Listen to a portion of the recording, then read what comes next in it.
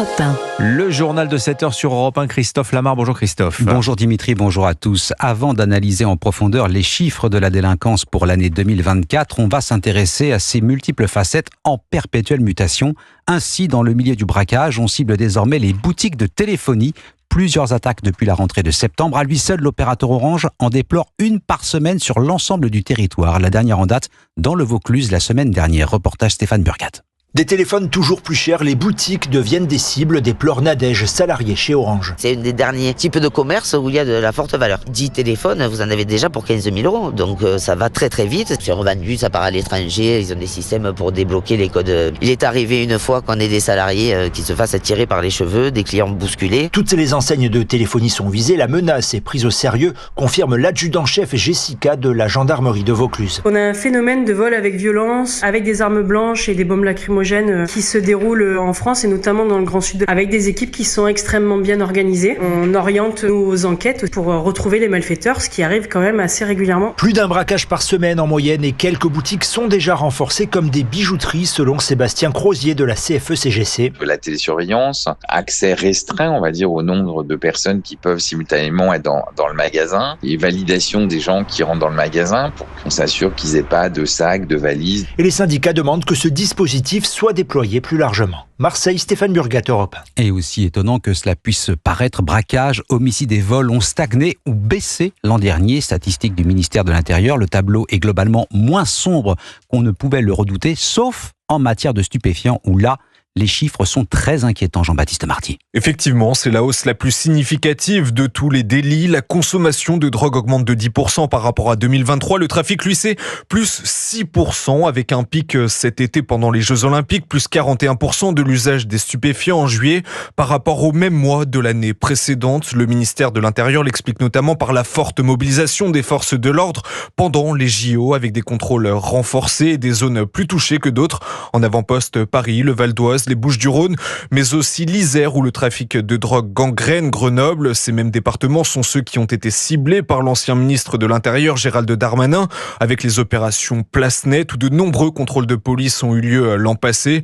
Autre augmentation, les agressions sur les forces de l'ordre, plus 4% l'année dernière, avec une explosion en Nouvelle-Calédonie où ces violences ont été multipliées par 14 au moment des émeutes. Ce qui baisse en revanche, et c'est valable partout en France, eh bien c'est la délinquance dans les transports en commun qui retrouve les niveaux de 2016. Jean-Baptiste Marty du service police-justice d'Europe 1. L'examen du projet de budget 2025, la commission mixte paritaire reprend ses travaux ce matin à 8h30. Et après le volet recettes hier, les membres de la commission se penchent sur la partie dépenses. Ce matin, la question n'est plus tellement de savoir si elle sera conclusive ou non, mais plutôt d'anticiper une éventuelle marche vers la censure.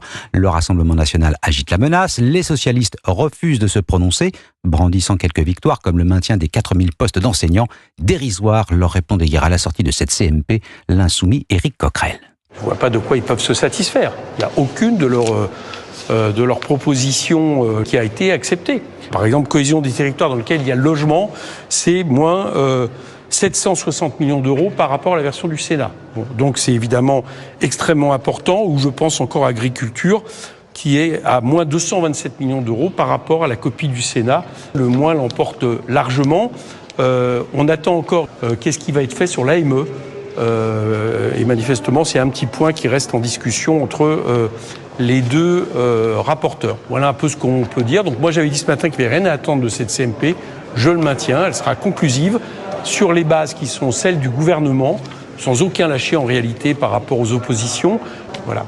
Le député La France Insoumise Éric Coquerel à la sortie de la commission mixte paritaire. Vous écoutez Europe 1 matin, il est 7h04. L'actualité à l'étranger et une page se tourne au Sahel. La France met fin officiellement à sa présence militaire au Tchad. Conséquence d'un accord bilatéral signé en novembre dernier, Paris a évacué son ultime base dans ce pays d'Afrique centrale, un jour avant l'échéance fixée par les autorités tchadiennes. Au Proche-Orient, nouvel échange otages contre prisonniers entre Israël et les terroristes du Hamas. 3 Israéliens et 5 Thaïlandais relâchés. La mise en scène de leur libération a provoqué la colère du Premier ministre Benyamin Netanyahou. Frédéric Simon, correspondant d'Europe 1 à Tel Aviv. Avant d'être prise en charge hier par les délégués de la Croix-Rouge, première étape de sa libération, Agam Berger, otage israélienne de 20 ans, a dû monter sur une estrade, accepter de la main des miliciens cagoulés et armés qui l'entouraient une sorte de diplôme de libération et un sac censé contenir des souvenirs de sa longue période de détention, puis adresser un signe de main à la foule et esquisser un sourire forcé. Une mise en scène similaire à celle de la libération quelques jours plus tôt des 4 autres soldats israéliennes détenus dans la bande de Gaza depuis plus de 15 mois, mise en scène dont le cynisme avait suscité l'écœurement en Israël. Plus grave encore, les attroupements formés hier en fin de matinée autour de la libération de 2 autres otages israéliens et de 5 otages thaïlandais, des milliers de Gazaouis s'étaient rassemblés autour du lieu où la Croix-Rouge devait recueillir les otages, mais la foule s'est faite si dense et si menaçante qu'elle risquait de mettre en danger la vie même des captifs. Benjamin Netanyahou a réagi en dénonçant des scènes choquantes et en ordonnant la suspension de la libération des 110 détenus palestiniens prévus par l'accord. Ils ont été relâchés avec 3 heures de retard. Les dirigeants israéliens affirment depuis avoir obtenu des garanties pour que les prochaines libérations d'otages se déroulent sans incident. Tel Aviv, Frédéric Simon, Europe 1. Et Israël qui annonce ce matin avoir frappé plusieurs cibles du Hezbollah au Liban en dépit du cessez-le-feu en vigueur depuis la fin novembre. L'enquête sur la catastrophe aérienne de Washington, les 2 boîtes noires de l'appareil ont été envoyées pour analyse au NTSB, l'agence américaine de sécurité des transports. Les enquêteurs très prudents ne privilégient aucune hypothèse sur les causes de cet accident qui a fait 67 morts. C'était une icône de la pop musique des années 60 et 70. Marianne Faithfull est morte hier à 78 ans.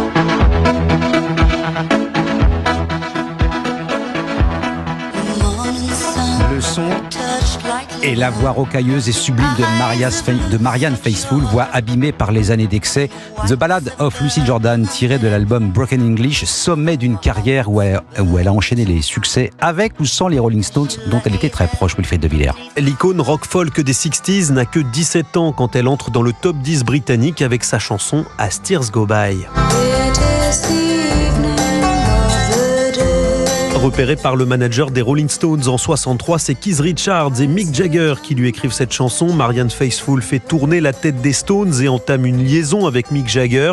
Le couple rebelle s'inspire mutuellement. De là naît Sister Morphine. Jugée provocante, la chanson est d'abord censurée. Marianne Faithfull y parle ouvertement de sa toxicomanie. Dans le même temps, c'est toute la scène artistique qui se l'arrache. Elle tourne devant la caméra de Jean-Luc Godard ou encore avec Orson Welles ou Alain Delon. Mais son addiction à l'héroïne la rattrape. Elle fait une overdose. De retour sur scène, sa voix est marquée dans son album Broken English. En 2016, 1 an après les attentats, elle chante au Bataclan à Paris où elle vit alors.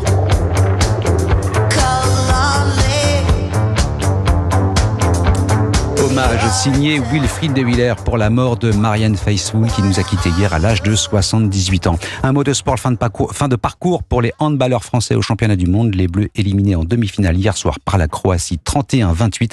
La France jouera le bronze dimanche contre le perdant de l'autre demi-finale. Le Danemark et le Portugal s'affrontent ce soir. Merci beaucoup Christophe Lamar, c'était votre journal. Il est 7h08 sur Europe 1. Dans 10 minutes, Dimitri Pavlenko, les enfants d'Europe 1, c'est votre rendez-vous quotidien avec les archives de votre radio.